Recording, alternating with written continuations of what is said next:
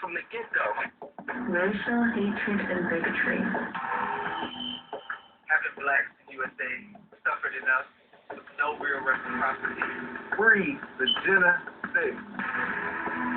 The Jena 6 became a cause, played out on the internet and on Black Talk Radio. Welcome back to the Michael Basin Show. This is the week I'm calling Journey to Jena. It's been blown out of proportion, but it's not all the media. Carl Smith is sheriff of LaSalle Parish. It's all this stuff that comes out on the internet that's not, nobody has to be responsible for. They get on there and say whatever they want to, whether it's true or not. And that's a whole lot of what's causing us our problems here now.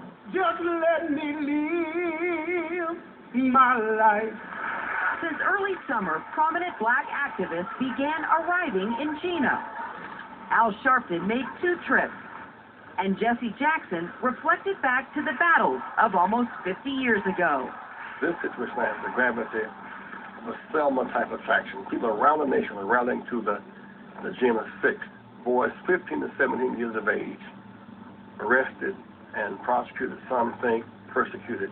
Not surprisingly, at least 3 presidential candidates voiced their support for Michael Bell and the protesters. Present-day discrimination happening in Jena, Louisiana. It's a Journey to Jena on the Michael Basin Show. Radio talk show hosts like Michael Basin began organizing bus caravans from a number of U.S. cities. We got stuff posted for buses. People are still looking for buses. To arrive in Jena on September 20th, Michael Bell's sentencing day. What is the message today? Enough is enough. I think that people are fully aware now. The reason why we're getting this response is because a lot of people of all races understand that there's a lot of unequal justice out here. And I think that we're ready for a change. We need a change. We have to have a change. And young blacks around the country reacted. Everybody else check in? Signing up for a chance to demonstrate and be a part of history. It is vitally important that we don't let the pressure up. I tell you this, you all today write a page in history. Every one of your commitments, all of your enthusiasm is a part of history this day. We're going to stand up for not just one young man, but 6 young men, and we're showing this country that we're not going to sit down. We're following in the footsteps of Dr. Martin Luther King, all of those that led to freedom marches in the past. Many people in Jena's white community were angered by the call to demonstrate. What's your message to those organizations? Stay out. Stay out. Leave us alone. Let us solve our own problems.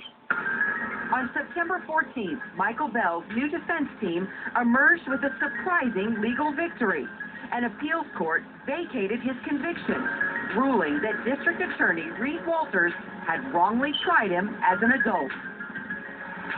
But the demonstrations were not canceled.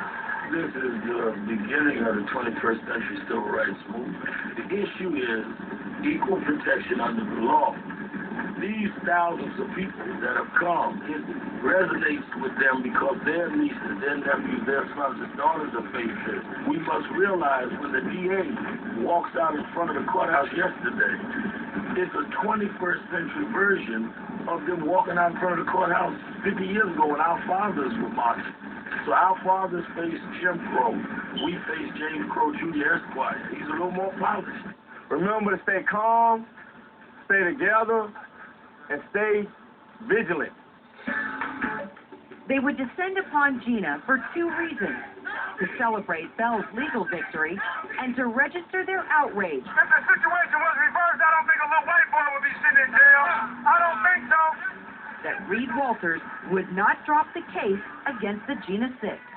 Can you call for an investigation on this DA and trace his... Well, I can guarantee you that the Judiciary Committee of the Congress of the United States, headed by John Conyers, is going to have official hearings on what is going on in Jena here.